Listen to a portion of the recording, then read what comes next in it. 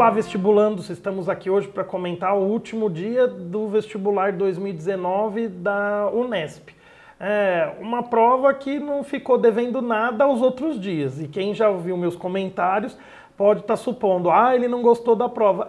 Não gostei da prova. Nem a da primeira fase, nem a de ontem, menos ainda da de hoje. Isso não significa que quem foi bem deve achar que eu estou desmerecendo, tirando o mérito, não é nada disso.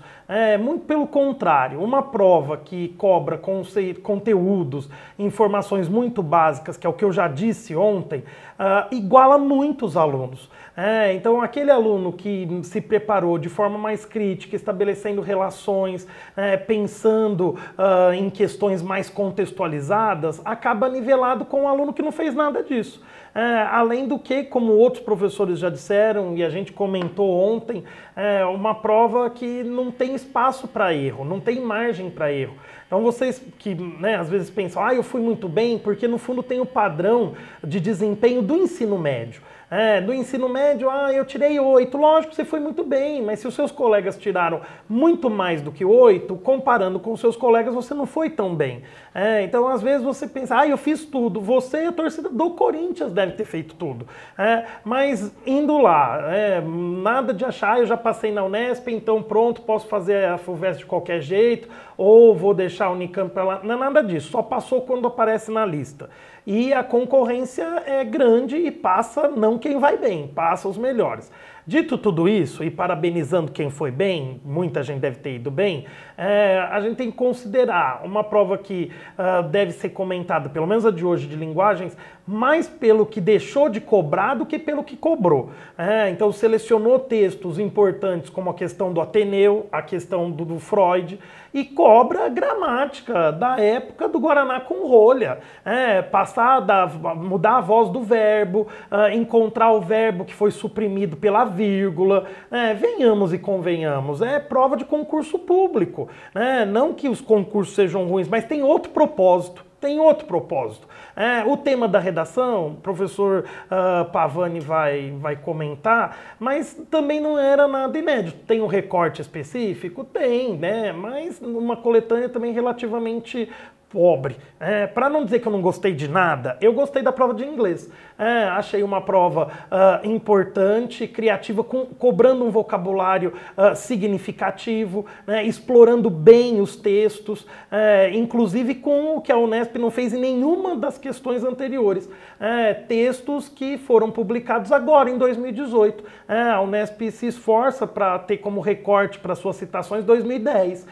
Então o fato de ter textos 2018 já faz eu achar a prova de inglês melhor do que as outras, Alguém que fez está com um pé em 2018. Mas enfim, é uma prova complicada. Complicada no mau sentido. O professor Pavani é mais bonzinho que eu. Obrigado, Célio. É mais generoso.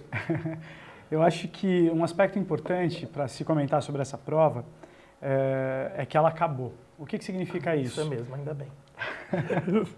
Não, isso significa que, para você que terminou essa prova de hoje, tendo ido bem ou eventualmente sentindo que não foi tão bem assim, é importante que você esqueça dessa prova e se concentre nas próximas. Ainda tem a segunda fase da FUVEST, a segunda fase da Unicamp, e são provas diferentes. O seu desempenho nessa prova, bom ou ruim, não diz nada sobre o seu desempenho nas próximas provas. Então relaxa, aproveita aí os dias entre as próximas provas para relaxar, voltar a estudar e esquecer um pouco do seu desempenho nessa prova. Falando um pouco sobre a prova de redação, a gente estava comentando que, de fato, o tema apresenta algumas semelhanças com o tema de outros vestibulares, como da FUVEST 2013, que também tratava de consumismo. Mas a leitura que esse tema coloca é uma leitura um pouco mais sofisticada na minha avaliação, porque se a gente for ler a proposta de redação do final para o começo, a gente vai se deparar com uma pergunta, Compro, logo existo?